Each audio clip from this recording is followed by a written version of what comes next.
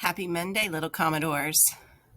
For writing today, I want to teach you that writers use tools to help them write the best they can. And one of the tools that help writers write powerful, true stories is a checklist. This may seem like a simple thing, but writers know that checklists can help them make their writing the best it can be. And I have a split screen to show you the checklist, and I will also upload this checklist on your Google Classroom if you choose to copy it as well. And all you're going to do today, writers, is get the story that you were working on last week.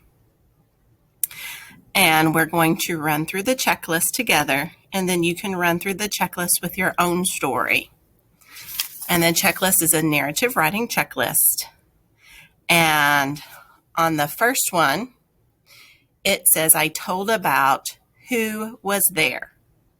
Well, I'm pulling up my story, and I know on each page, I told you who was in the story.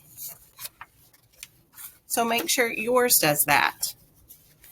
It says, I told about what happened. And what happened in my story is we're getting our new bird, Cleo. And I showed how characters felt in the story, or make sure that you show how characters feel. So I think I can do a little bit better on this first page because I said one day me and Eli got Cleo. I need to show how we felt when we got Cleo. We were excited. I'm going to put that on there. We were so excited. And I'm going to use one of those exclamation marks at the end of my sentence because I'm showing a lot of emotion because we really were really excited to get her. And then another thing to look for is I told and wrote some details about what happened in the story. So in my story, I told you we got her. I was telling you how the girls put her cage together. I told you how I put Cleo in the cage. And then at the end, I was telling you how Cleo talked for us and said, let me out. Another thing to check for is I had a page that showed what happened first. And I did that with mine. I showed you how Eli and I went to go get Cleo. The other one is to make sure your pages are in order. And sometimes they just get out of order. And a helpful tip I have for you is to number your pages.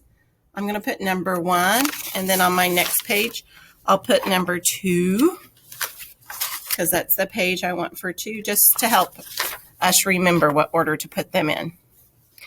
Another thing to look for is I had a page that showed what happened last in my story.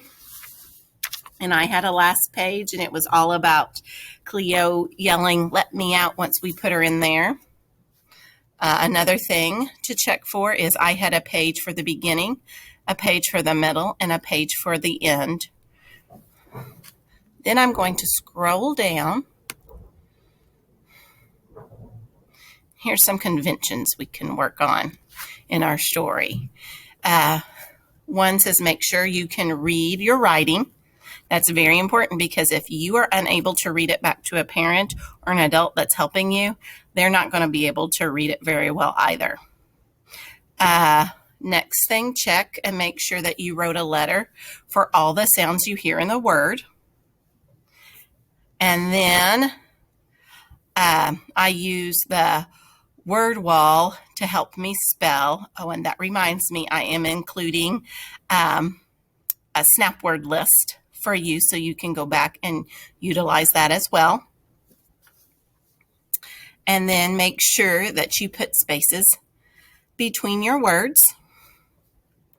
Another thing to look for is I used lowercase letters unless capitals were needed. And when I was checking my writing, friends, I noticed I didn't do that. And let me show you. Do you see that on mine? I used a lot of capitals right in through here. and I shouldn't have. The only place I should have used a capital was right here at the beginning. So I need to go back and fix that and put a capital at the beginning and make these other capital letters lowercase letters. And then at the end it says to make sure that you used a capital letter at the beginning of your sentences.